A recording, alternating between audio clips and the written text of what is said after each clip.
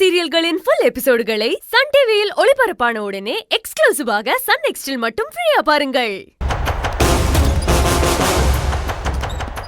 கயல், கயல், நில்லு கயல். ஏய் கயல், ஏய் கயல், கயல், ஒரு நிமிஷம் இரு. நில்லு கயல். என்ன காதுல வாங்காத மாதிரி போய்கிட்டே இருக்க? இப்பவும் உனக்கு அவ்வளவு திமிரா? இந்த கௌதம உனக்கு பிடிக்காம இருக்கலாம், அவன்கிட்ட எதுக்கு கை கட்டி நிக்கணும்னு கூட நினைக்கலாம். ஆனா ஒரு நர்ஸா எனக்கு நீ அடிபணிஞ்சுதான் போய் ஆகணும்.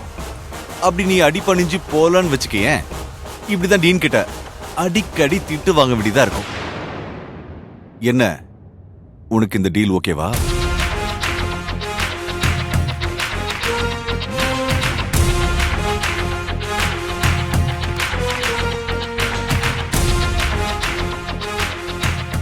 என்ன கையில் முறைக்கிற? உனக்கு கல்யாணமே ஆனாலும் நான் நினைச்சதை சாதிக்கிற வரைக்கும் உன் மேல நான் ஒரு கண்ணாதான் இருப்பேன்.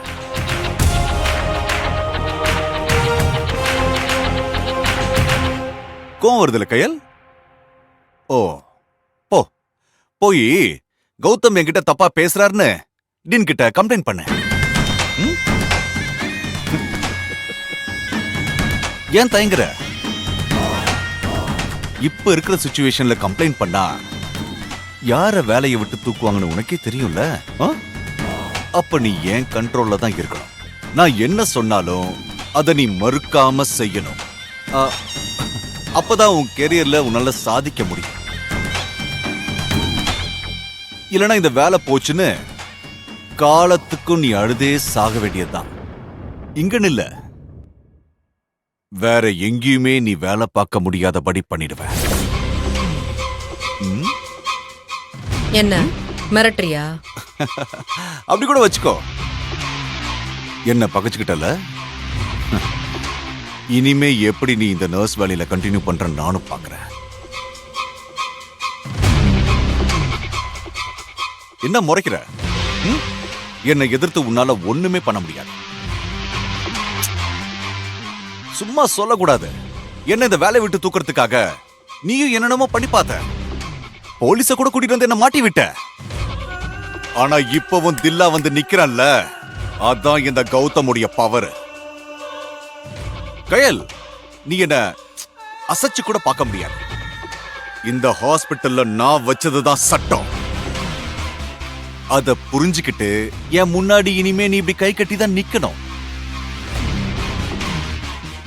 கயல், டீன் உன்னை திட்டும் போது அப்படியே என் மனசுல பட்டாம்பூச்சி பறக்கிற மாதிரி இருந்துச்சு.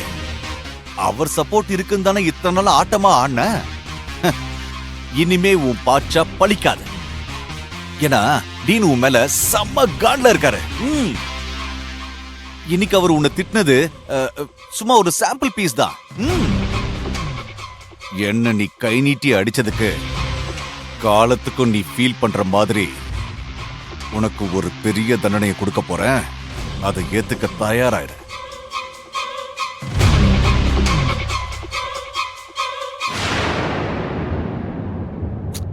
அம்மா, இந்த எழிலுக்கும் உனக்கும் கல்யாணம் நடக்க போதில்ல? அது நடக்குமா?